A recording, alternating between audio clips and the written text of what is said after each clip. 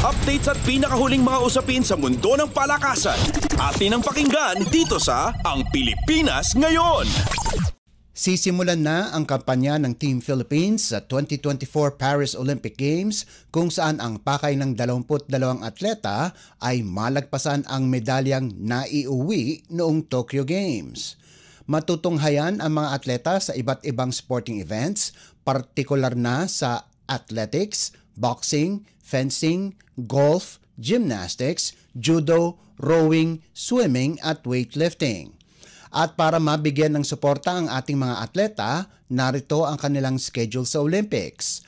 Sa larangan ng athletics, sasabak sa qualifications si EJ Obiena sa men's pole vault sa Agosto 3 at kung pinalad na magkwalipika ay lalaban ito sa finals na gaganapin sa Agosto 6. Habang ang hurdlers na sina Lauren Hoffman at John Cabang Tolentino ay masisilayan sa aksyon sa Agosto 4 para sa round 1 ng women's 400-meter hurdles at men's 110-meter hurdles ayon sa pagkakasunod.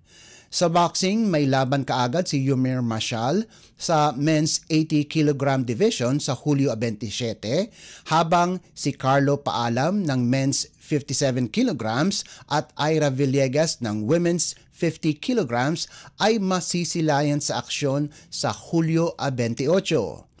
Ang Tokyo silver medalist na si Nesty Petesio ay sisimulan din ang kanyang kampanya sa round of 32 sa women's 57 kilograms sa Hulyo 30. Samantala, si Hergy Bacquiadan ay sisimulan ang kanyang kampanya sa women's 75 kilograms sa Hulyo 31 o 31. Ang kaisa-isang representahe ng fencing na si Sam Katantan ay sasabak sa women's individual foil sa Hulyo 28, habang ang golfers na sina Bianca Pagdanganan at Doti Ardina ay sa Agosto 7 masisilayan. Si Golden Boy Carlos Yulo ang unang sasalang sa men's artistic gymnastics sa Hulyo 27, habang sina Alea Finnegan, Emma Malabuyo at Levi Revivar ay ipapakita ang kanilang galing sa women's artistic gymnastics sa Hulyo 28. Si Kiyomi Watanabe ng judo naman ay makikipagsabayan ng galing sa women's 63 kilograms sa Hulyo 30, habang si rower Joni Delgaco ay makikipagtagisan ng lakas sa women's single sculls sa Hulyo 27.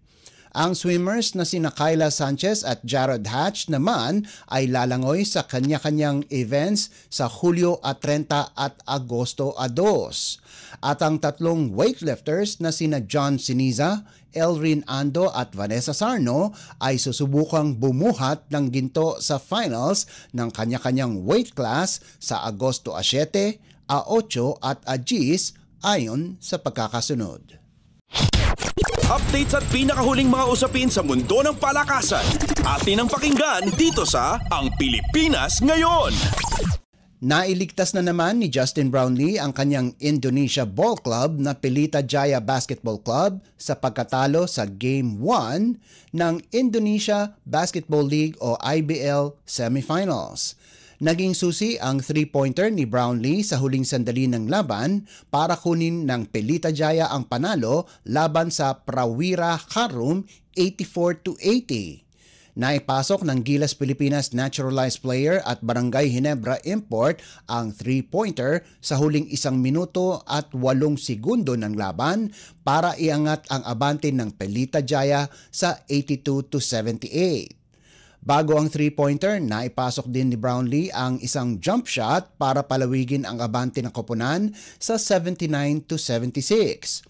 Nagtapos ng may 22 puntos si Brownlee, 4 mula sa 7 pagtatangka sa 3-pointers at gawing isang panalo na lamang para sa Pelita Jaya na makakapasok o para makapasok sa IBL Finals.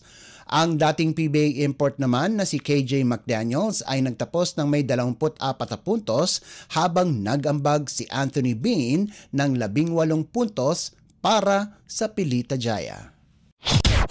Updates at pinakahuling mga usapin sa mundo ng palakasan. Atin ang pakinggan dito sa Ang Pilipinas Ngayon. Bago makuha ang Most Valuable Player o MVP award sa All-Star Game nitong nakaraang taon, hindi kumbinsido si Paul Lee na magiging regular ang 4-point line sa PBA. Pero dahil sa kasama na ang 4-point line sa pagbubukas ng Governor's Cup itong susunod na buwan, si Lee at iba pang magagaling na shooter sa liga ay inaasahang gagamitin ito para lumamang ang kanilang koponan. Inaasahan na ang Magnolia Star ang isa sa mga player na magbebenepisyo dito dahil naging normal na para kay Lee ang tumira lagpas pa sa 3-point line. Ayon naman kay Lee, hindi raw ito kadali at dapat regular na nagsasanay para mamintina ang kanyang rhythm. Nakapagtala ng 7 3-pointer si Lee sa 2023 All-Star Game sa layong 27 feet na naging dahilan para makuha niya ang MVP award kung saan nanalo ang kanyang koponan na Team Japeth laban kay Team Scotty 140-136. Nitong Marso lamang, nagtapos ang All-Star Game na tabla sa 140 all sa pagitan ng Team Mark at Team Japeth pagkatapos nagawa ni Robert Bullock ang makasaysayang 5-point play sa mga nalalabing segundo ng laban. Itong mga kasabikan ang inaasahan ng liga na mangyayari sa pagsisimula ng season para lalong ma-entertain ang mga manonood at lalong hamunin ang mga players na galingan pa nila ang kanilang paglalaro. Updates at pinakahuling mga usapin sa mundo ng palakasan. Atin ang pakinggan dito sa Ang Pilipinas Ngayon. At yan ang pinakahuling balita sa larangan ng palakasan. Para sa Radyo Pilipinas World Service, ito po si Leo Magpayo. Magandang araw. Updates at pinakahuling mga usapin sa mundo ng palakasan. Atin ang pakinggan dito sa Ang Pilipinas Ngayon.